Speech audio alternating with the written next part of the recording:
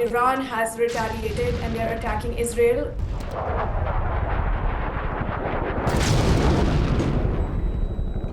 And US bases, military bases. What are nations getting out of this? And is this a fight for resources or security or power?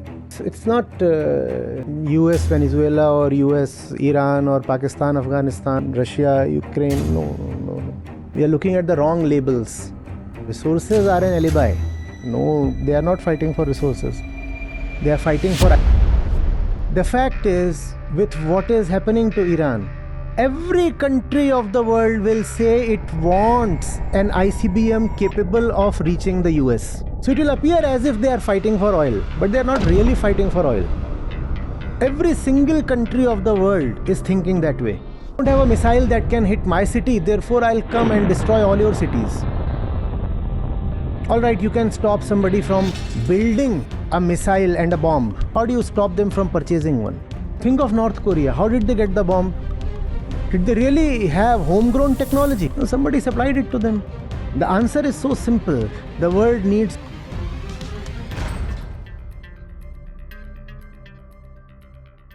Namaste, Acharya ji. I live in the US and I've been listening to you for a very long time. You've answered a lot of questions, my questions in the past. It's massively improved my life. My question today was about a global conflict that's going on currently. A few days ago, US attacked Iran and they killed their one of their top political and religious authorities, Ayatollah Ali.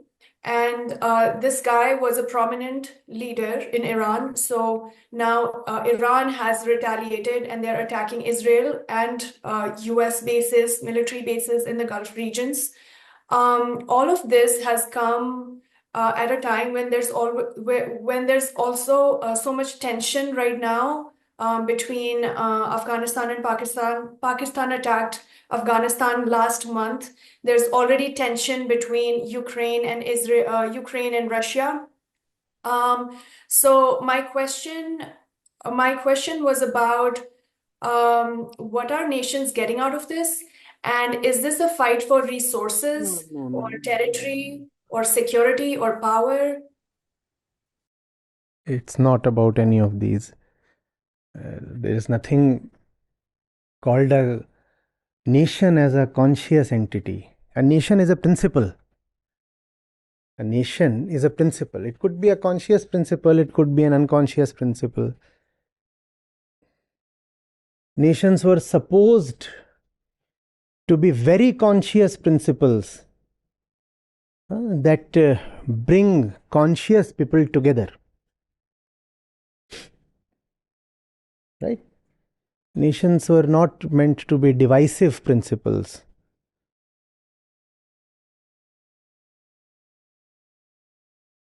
Remember, the principle is generated by the ego.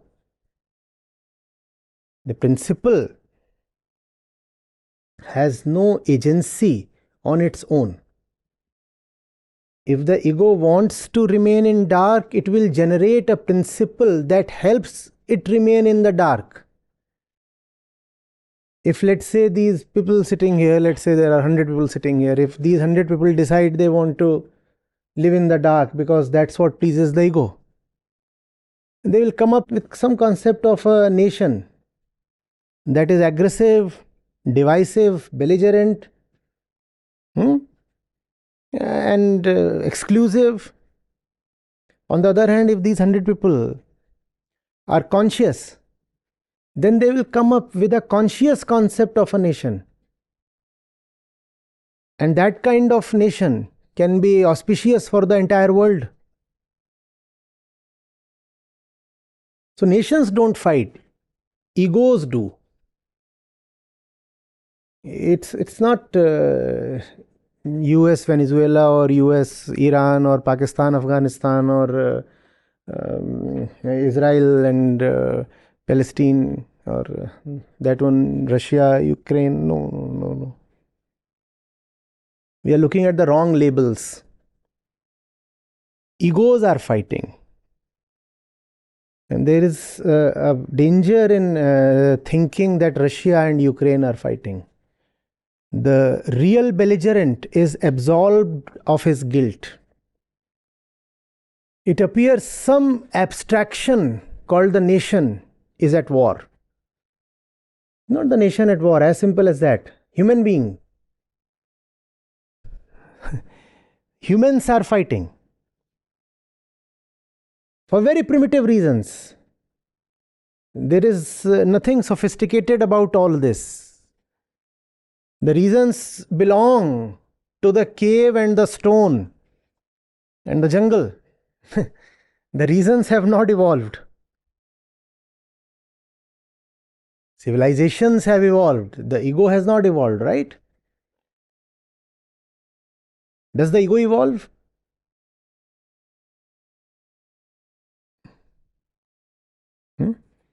Science does, technologies do, civilizations do, systems do.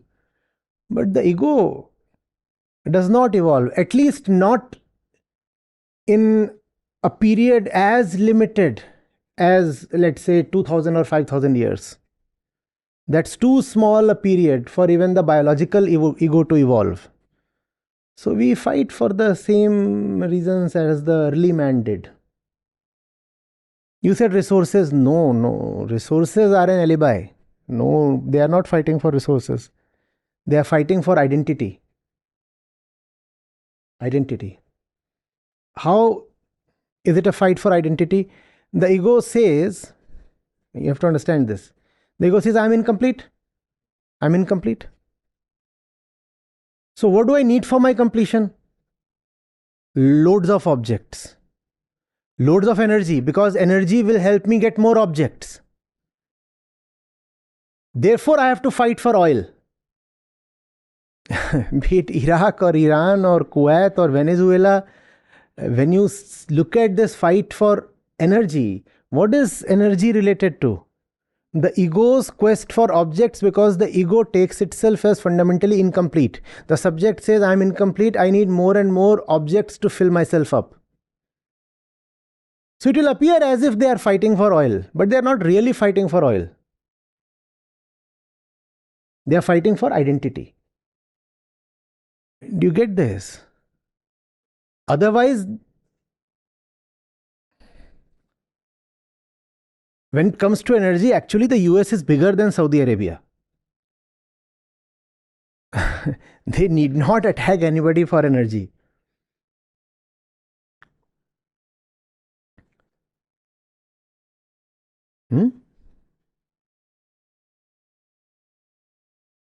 Iran is unlikely to have any weapon that ever reaches the US.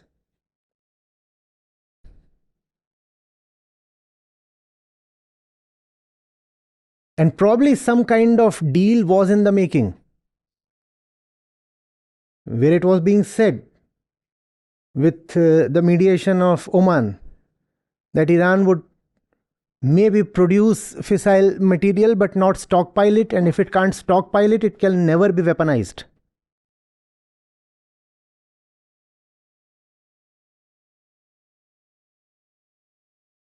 Are you getting it?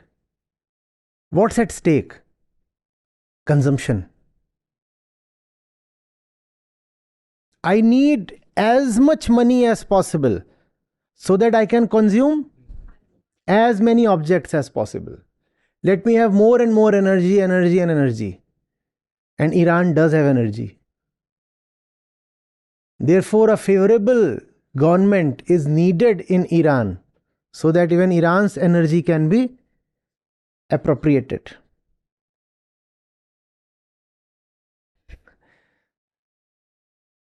Otherwise, why does one need energy? Please tell me. In any way, a case, the per capita consumption of energy in US is among the highest in the world. Why do you need more energy? And even if you need more energy, you already have energy reserves in your own country. But that won't suffice. Even the energy reserves of the entire planet won't suffice. Because the incompletion called the ego can never be truly addressed. You feed the entire universe into it, it would still remain hollow.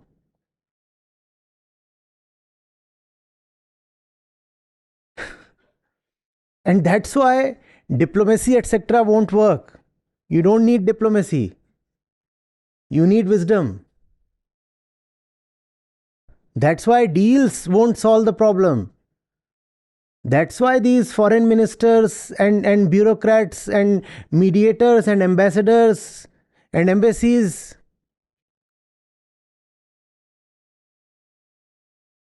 they are mere entertainment. They cannot stop wars.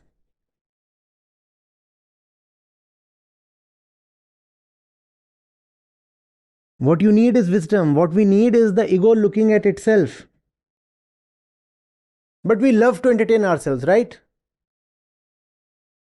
So we say, no, you see, the problem is geopolitical. No, sir, the problem is here, internal, in the heart of man. You want to give it fancy labels. That doesn't help. You have been doing it since so long.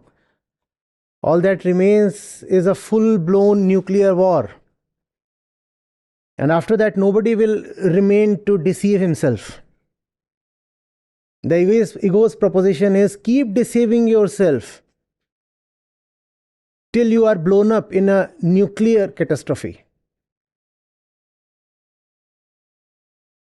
That will ensure that you never have to face the truth. As long as you are alive, you kept lying to yourself. And you lied to yourself to such an extent that ultimately there was a nuclear blow up and you got annihilated. And hence, you survived the dreadful prospect of facing the mirror. I lied to myself all my life, and then I just got blown up. That's nice, because even in my death, I didn't have to look at myself.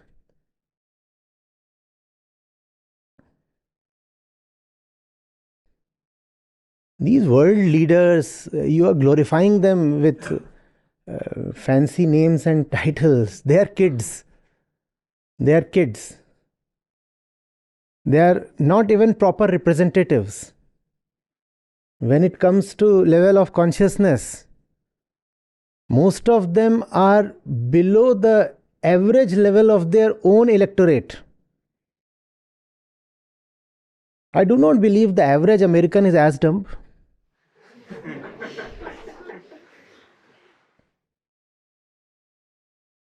or the average citizen of any other country.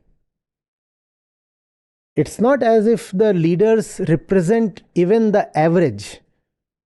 They represent the worst of a people's tendencies.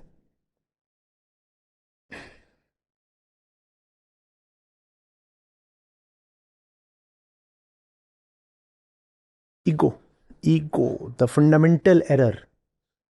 The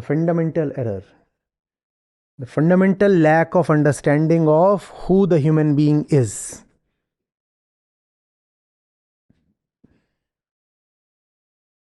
The internal war being played out on a massive external scale. That's all. There's nothing more to this.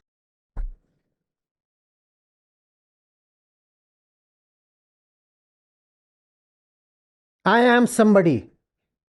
I belong to a particular nation and I have a particular ideology and I have a particular religion. I'm American, you are Iranian, I'm Christian, you are Muslim. Or I am a Jew or something, or I am a Hindu, something. How do I sustain myself if there is no other? So others are needed. The ego can operate only in duality. Remove duality, the ego is gone. And that's why separations and boundary lines are needed. Nothing can exist for the ego if there are no boundaries. A boundary means duality. Something on this side and the opposite of that on this side. And both this side and that side then celebrate. The egos on both sides revel in the separation. Whereas the separation itself is unnatural.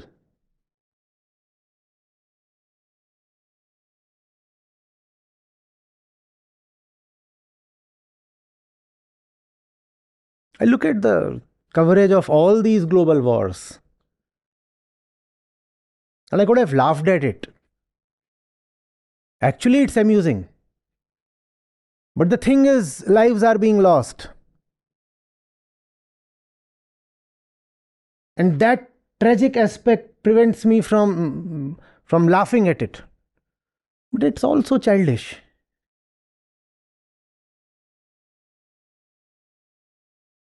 Getting it? Don't be taken in by the grand narratives. Then China did this, then Germany did that, then the great empire did this. What do you mean by the great empire? Show me the great empire. Where is the great empire? You're talking of a person, human being. Why don't you put it straight? You're talking of the human ego here. Why are you hiding behind abstractions? Geopolitics, diplomacy, don't pin your hopes on these.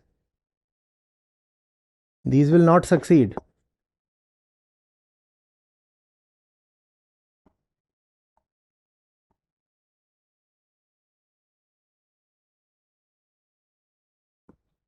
You say you want to disarm Iran. The fact is, with what is happening to Iran, every country of the world will say it wants an ICBM capable of reaching the US. Because that's the only way to prevent the US from killing its president. Every single country of the world is thinking that way.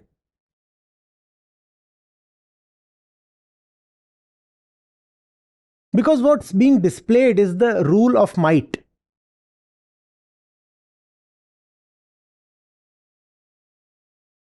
You don't have a missile that can hit my city, therefore I'll come and destroy all your cities.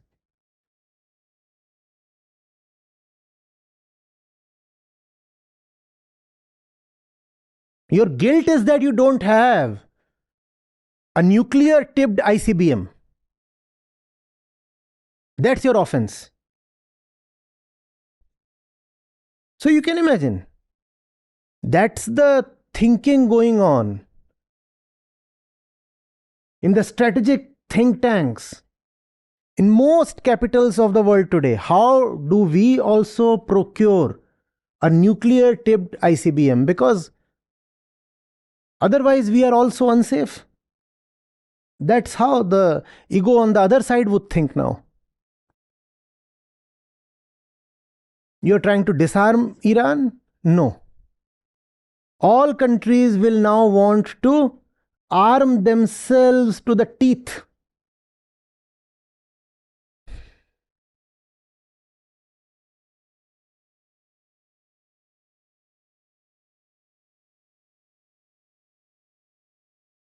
The real disarmament is disarm the ego, defang the ego, detoxify the ego. Apart from that, there is nothing called disarmament.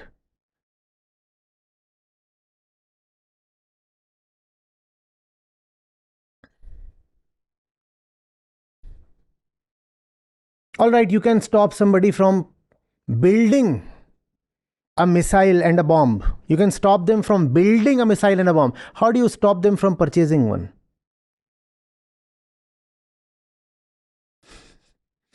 How do you stop them from hiring one, let's say? Pakistan used to call its nuclear bomb as the Islamic bomb. At some point, the intent was, we don't have money, we are failing. But then there is something that we have and no other Islamic country has. What is that? So you give me money, I'll give you security. And that was the reason it was called the Islamic bomb. You have money.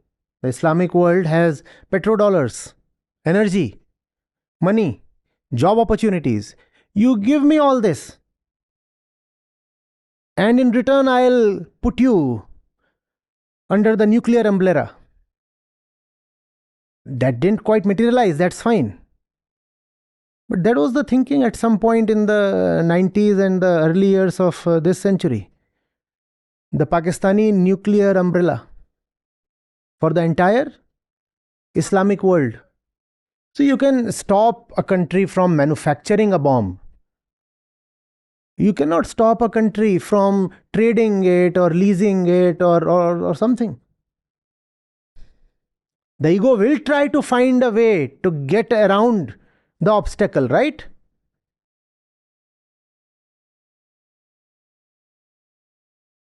So all these coercive methods are not going to succeed. We are pushing ourselves closer to the apocalypse.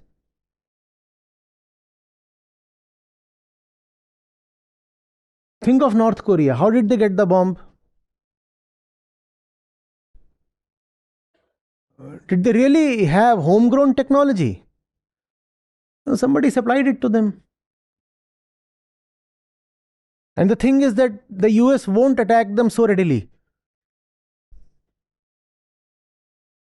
They have the bomb and the missile, both. And that serves an example for the entire world.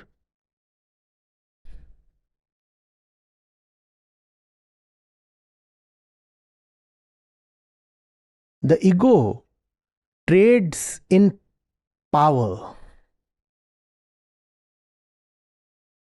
And no amount of power will ever secure it. Therefore, it will be a blind quest for supremacy through power, leading to inevitable conflict. The only way out is challenging the ego itself. But this would sound absurd, utopian, impractical to most people. Maybe this is utopian or impractical. A nuclear Armageddon is very practical. You are prepared to embrace that dystopia, right? The nuclear war, you are prepared to embrace that. But when I talk of addressing the ego, you call that as a utopian fantasy.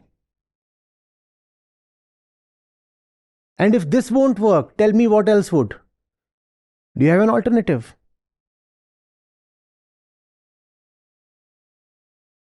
The answer is so simple.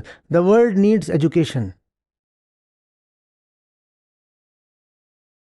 These chaps are not educated enough. Not just the leaders. I'm talking of the masses.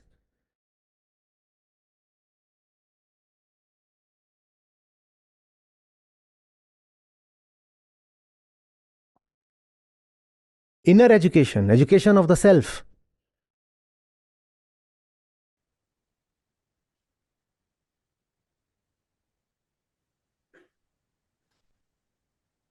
Sorry to interrupt, Acharya, because you just said this. It occurred to me when we hear about civilian deaths, large number of people dying, Gaza strike, especially here where I live, closer to where I live in the south. You were talking about detoxifying the ego. I actually see the exact opposite. People feel a sense of pride in like what US is doing, and they feel like everything is happening is out like we are powerful. This is happening outside of US. Like they remain unaffected by the events that are happening. No, again, same egoic blindness about itself. The ego loves to deal in objects and won't look at itself. So, the average American would think that the disturbance is in the object states. US, Bahrain, Kuwait, Oman, Syria, stuff is happening there. The thing is that the same disturbance is happening within every American who has sanctioned the war. The objects cannot be disturbed without first the subject being equally disturbed. But it appears to be happening out there. So one tends to feel relaxed and secure. But you're not secure. The fire you see there and the smoke was first lit in your own inner cave. It reached there from here. You can't remain secure. It will show up in various ways in your daily life. The others will die of the bomb. You will die of your own egoic deeds. Does one always need an external tormentor?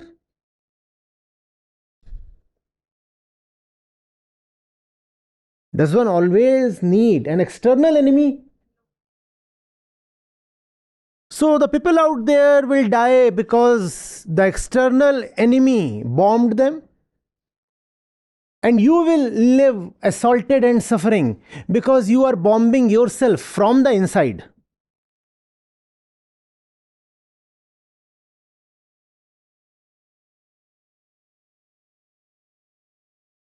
See, duality doesn't exist.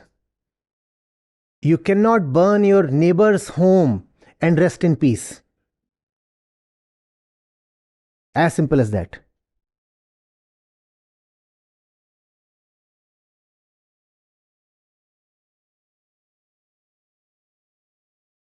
That makes sense because the rates of depression and anxiety. Obviously. And it is not commonsensical to link it with American misdeeds the world over.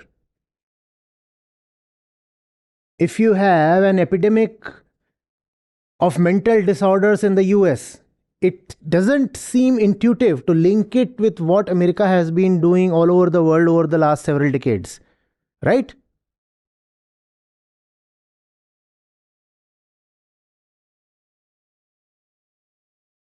And it's not as if I'm putting America in the dock and exonerating the rest of the world. We are all one. In fact, the entire world nurtures the American dream.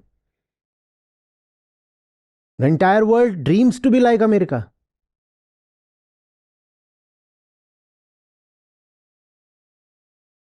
And in that, I'm not denying Americans' contributions to education, to medicine, to technology.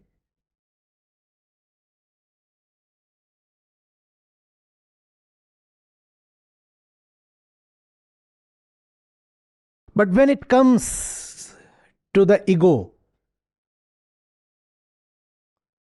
Americans are as blind as anybody else. And power has the tendency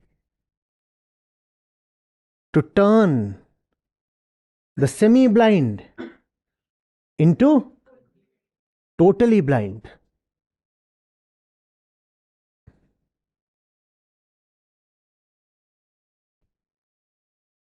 Ego with power becomes its own worst enemy.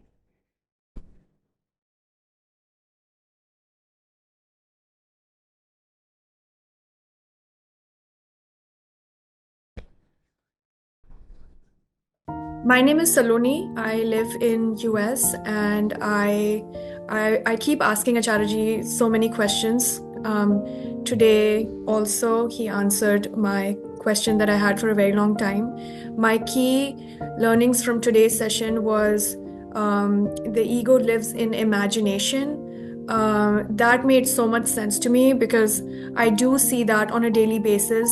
Most people, well, including me, we don't want to relate to facts directly because facts are sometimes really hard hitting, and most of our suffering is not caused by reality. It's caused by not facing facts directly. So just to relate it to my personal experience, I'm sure some of you heard about what I talked about in the question that I asked Acharya.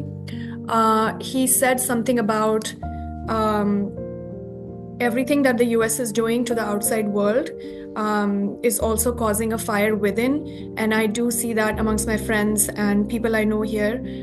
They have a lot of anxiety. They try to distract themselves with board games, video games. There's a lot of manufactured distractions, lots of entertainment here. And people try to just forget about what's going on in the world. They don't want to know about existential threats or climate collapse or billions of animals being slaughtered on a daily basis. They would just rather avoid knowing everything about it. They would just rather be in their own little bubble. And that made a lot of sense when today Acharya said, ego lives in imagination. The other thing he said was free thinking is an egoic reaction. So people think they're free thinkers, but they're running on their tendencies and ego. That is very appropriate for the current situation. My other learning that kind of hit me hard was organized religion protects the ego subtly. I can talk about this endlessly, but I don't want to make this too long. But all of this just made me think about how focusing on, like, organized religion always focuses on deeds instead of the doer. And that is a major part of the problem we are facing today. You try arguing on facts with people and they always bring up their faith or religion. Guys, I just want to say, being in the Gita community has helped me understand what's going on in the world. There is really no other solution. We really need to expand the community, bring more and more people in. I think whatever I've tried outside of the community, people are so deeply desensitized in today's world that I do not think that anybody else other than Acharya can really save the world and can really bring people back to reality. I just cannot emphasize on this more and more. We need to bring more and more people in the community and get people connected with Acharya's teachings. That's all I'll say for today. Thank you.